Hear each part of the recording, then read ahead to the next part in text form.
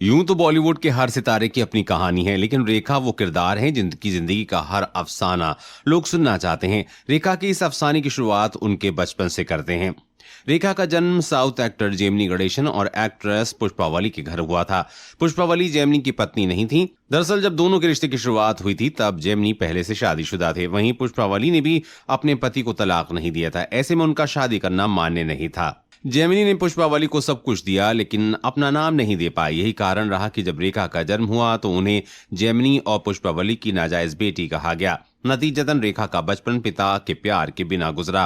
रेखा की स्कूलिंग मद्रास के presentation convent school में हुई, वहीं जहां जेमिनी गणेशन उनकी पहली पत्नी के बच्चे पढ़ते थे। जेमिनी रोज अपने बच्चों को लेने जाते, लेकिन वो रेखा को नजरअंदाज कर देते थे। इसी बीच जेमिनी का अफेयर को स्टार सावित्री के साथ शुरू हो गया। दोनों ने गुपचुप शादी भी कर ली। इस खबर से पुष्पावली टूट गई। उन्होंने जेमिनी के साथ अपने सारे रिश्ते तोड़ दिए।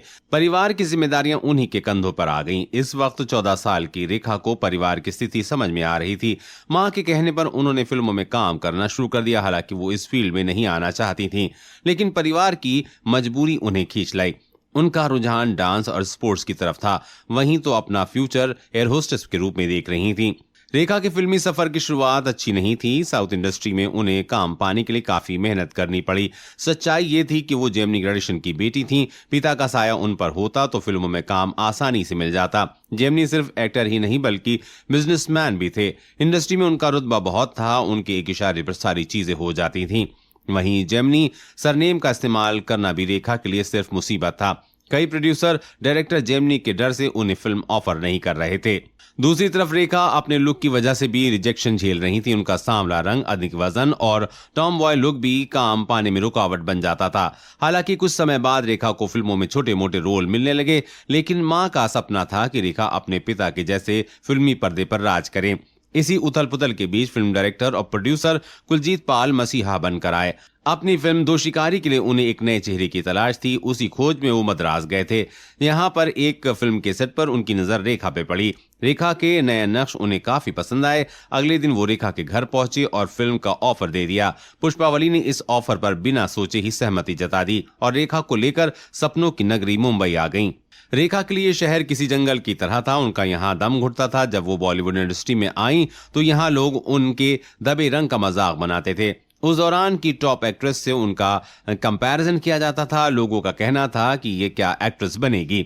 हालांकि बाद में रेखा ने इन बातों को पॉजिटिव तरीके से लिया और खुद पर काम करना शुरू किया। रेखा ने अपना ड्रेसिंग सेंस चेंज करा, मेकअप और वेट कम करने पर ध्यान देना शुरू कर दिया और 3 महीने तक हिंदी बोलने पर काम किया।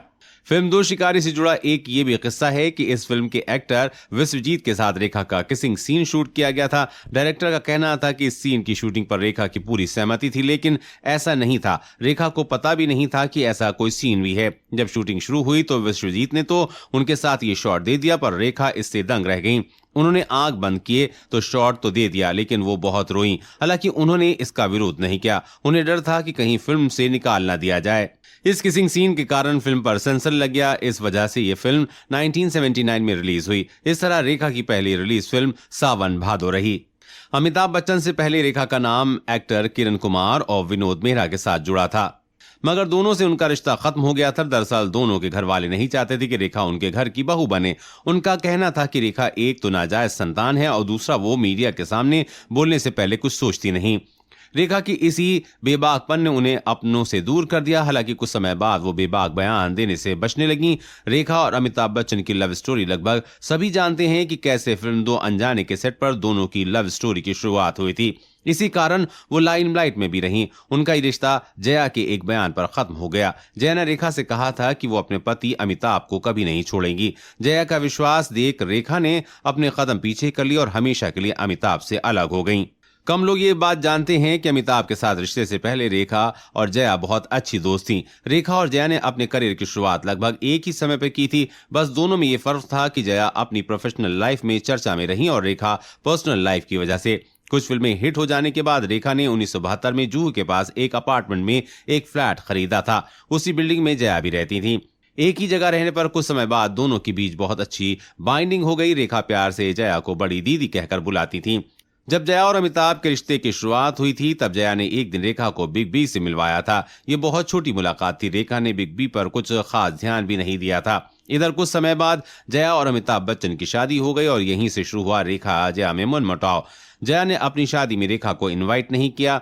ये बात उन्हें बहुत बुरी लगी। उस वक्त रेखा ने मीडिया से कहा था कि उन्हें लगता था कि जया को वाकई उनसे प्यार है, इस कारण वो उनकी देखभाल करती हैं। पर ऐसा नहीं है। जया हर जूनियर को राय देती हैं क्योंकि वो दूसरों को नीचा दिखाना चाहती हैं। बात 1975 की है। फिल्म दो जंजीर में अमिताभ बच्चन के ऑपोजिट रेखा को कास्ट किया गया। इस वक्त रेखा की इमेज मर्जी के मालिक जैसी थी। शूटिंग पर वो कभी भी टाइम पर नहीं आती थी। इंडस्ट्री में ये बात बहुत फेमस थी कि अगर कोई डायरेक्टर फिल्म में उन्हें कास्ट कर रहा है तो अपने आप को परेशानी में डाल रहा था। शुरुआत में बिग बी भी उनकी इस हरकत से परेशान रहते थे। एक बार उन्होंने भी रेखा को समय पर आने के लिए टोका था। वक्त के साथ रेखा बिग बी की तरफ खींचने लगी। बिग बी का परफेक्शन उन्हें पसंद आने लगा। उन्हीं को इंप्रेस करने की चाहत में उन्होंने खुद को पूरी तरह से बदल लिया। डाइट करने लगी, फैशन पर ध्यान दिया और मेकअप की बारीकियों को समझा। उन्होंने खुद को इस कदर बदला कि अमिताभ भी उन्हें प्यार करने से रोक नहीं पाए। दूसरी तरफ इंडस्ट्री को रेखा का नया लुक देखने को मिला। आपको बता दें कि रेखा का अमिताभ बच्चन से पहले विनोद मेहरा और किरण कुमार जैसे अभिनेताओं के साथ लिंकअप की खबरें आ चुकी हैं। कहा तो ये भी जाता है कि रेखा का